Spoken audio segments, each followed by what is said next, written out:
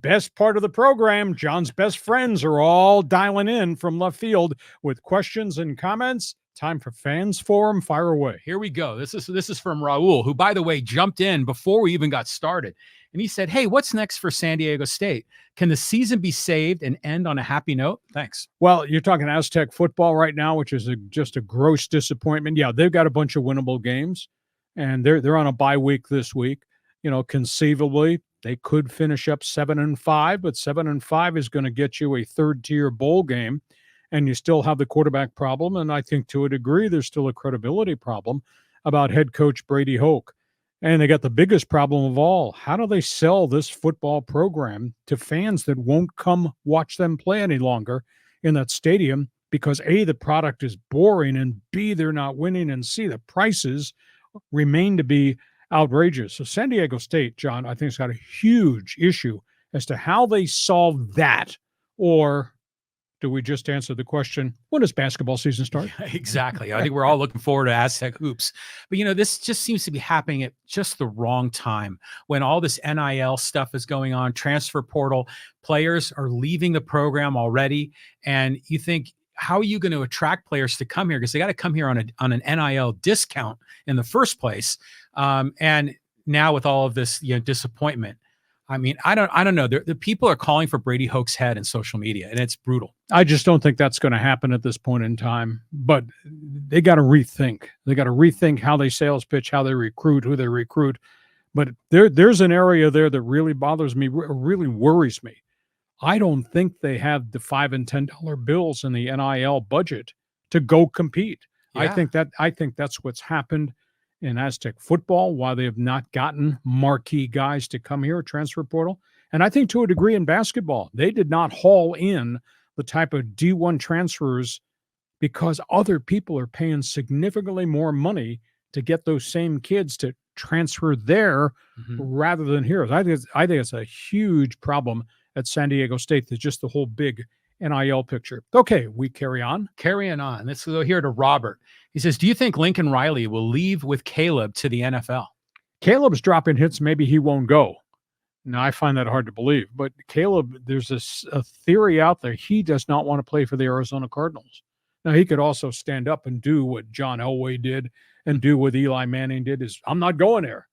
Don't draft me. Trade that pick. Drop down one slot. I'm not going to Arizona. That's the rumor mill out there. I don't think Lincol Riley is going to leave. Lincoln's got his hands full, though, because he's got to reevaluate what he's doing or not getting done defensively on that side of the football, because we're looking at the second straight substandard season defensively. And the Trojans, I'm sorry to ruin your fall. Trojan Club members in San Diego and Los Angeles, you're not going to the college football playoffs. And they still have to play Oregon, Washington, and UCLA with that defense. Wow. Yeah, I mean, good luck there. There's no way Lincol Riley's going to go to the NFL, because if he did, he would never be a head coach. He would be an offensive coordinator at best.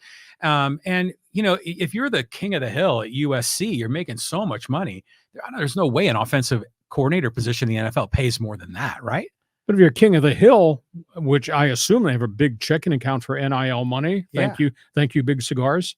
You need to go get better players on defense. Big time. Yeah, they need better players. No question about it. Let's carry on. All right, here we go. Let's go to John. And he says, I don't see the Marlins allowing Schumacher to leave, but he's probably the best able to work with Preller. I think Mike Schilt might be the best choice. One name I don't hear is Donnie Ballgame. I don't know that Donnie Ballgame, Don Mattingly's persona, fits what Preller wants.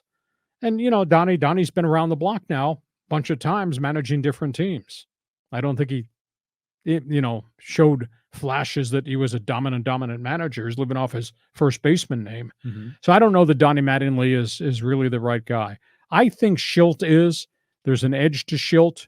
I think that the burning question is, will that general manager allow the new manager, if it is Schilt, to come in and run the clubhouse the way Schilt wants this clubhouse to run? Because things from a chemistry standpoint inside there have to change. Schumacher, I was told, is really upset at Bruce Sherman, the owner. Sherman's the one that ran off Derek Jeter, the CEO, who was the first piece of credibility as they're trying to fix that franchise. And then they hired Kim Ng, and she did a really nice job with player acquisition, especially wrapped around the trading deadline, and they got to the playoffs, what they had not gotten to in a long time. And she left because they wouldn't give her an extension, and they wanted to hire somebody else above her, and she was the decision maker. And yesterday they just fired their farm director, who'd done a good job stockpiling pitching talent more than anything else. So that's a real unstable situation. Now, maybe the Padres would pay compensation if they think Schumacher is the right guy. I kind of like Skip, what interactions I've had with him, but I think Schilt is the more proven commodity. Yeah, Schilt has commented many times he's really happy here in San Diego and really likes the organization. So I know a lot of guys in Padres Twitter have all been kind of identifying Schilt. I mean, they were wanting Melvin to be fired mid-season and have Schilt replace him. I'd love to see Schumacher, but it is ridiculous that Kim Ng was let go because she did a really good job. I mean, that trade that she did to get Luis Arias, the second baseman, from the batting Twins. champ. Yeah, that was a really good deal. And she made a number of other great moves, and she was always waiting for that opportunity, because of her gender. And then suddenly she gets it, and the next thing you know, they're not extending her and she's out. It kind of a bad look, in my opinion. Yeah, didn't give her an extension, and they said, oh, by the way, we're going to hire a general manager or a president of baseball ops above you. Yeah. And he'd be the decision maker, not you. Not you, who treated for Luis Arias, who was hitting 384 most of the season. Exactly. Stupid. Okay, we move on. You got questions. We're going to give you answers. Okay, let's go to Daniel. He says, hey, you don't let your girlfriend go out on a date unless you want to break up with her. Preller making it seem like this was Bob's decision was ridiculous.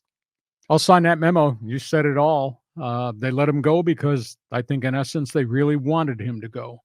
And, we've all had stormy relationships with people, quote, we work for. Mm-hmm. And once you reach the end of the finish line with people that either you can't trust them or you just don't like their philosophy or they treat you a certain way, you say, that's it. I'm not going forward with this. I don't care about the money. I don't care about the job, etc. I think that's what happened. They got to the finish line and Melvin was tired of a year and a half of issues. And I think that clubhouse issues were true. And I think the fact that he wanted to crack on these guys and Preller's people told him, you're not going to do that to our star players. Well, I do think there needs to be manager leverage against guys in that clubhouse and on that roster.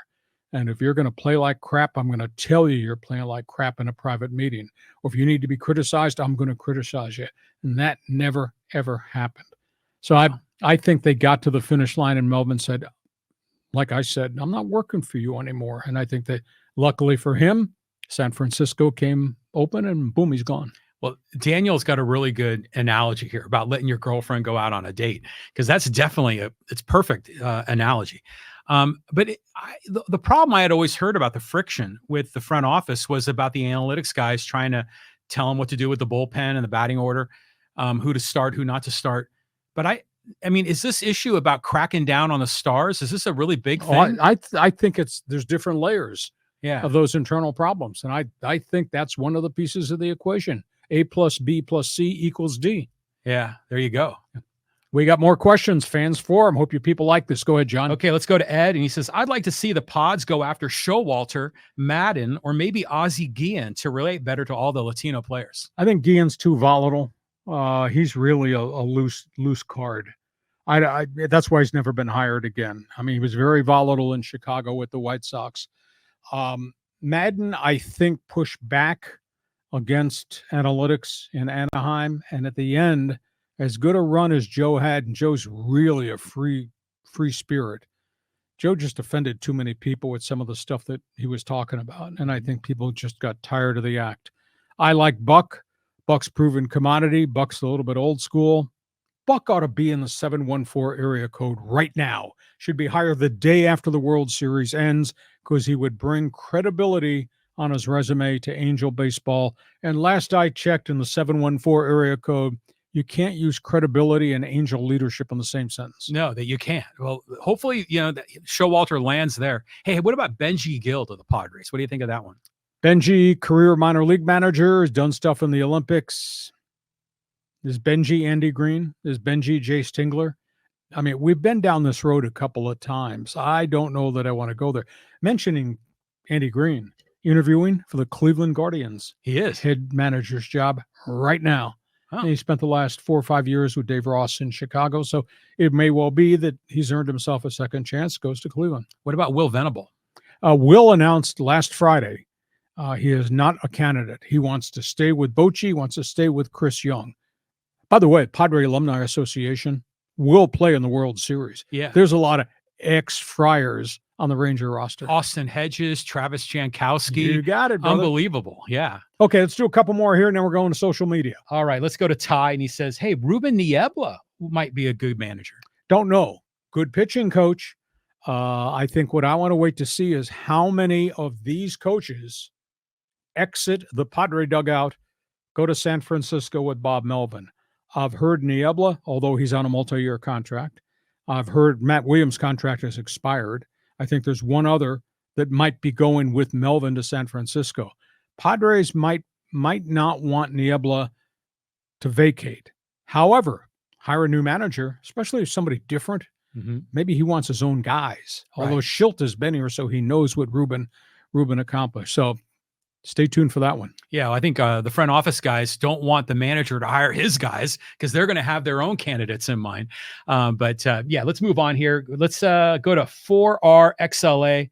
Says Raiders locker room has lost faith in McDaniels, and they will lose really big to the Lions on Monday night. Tell you what, if they get punched in the mouth, and that could happen because Detroit is just relentless on defense.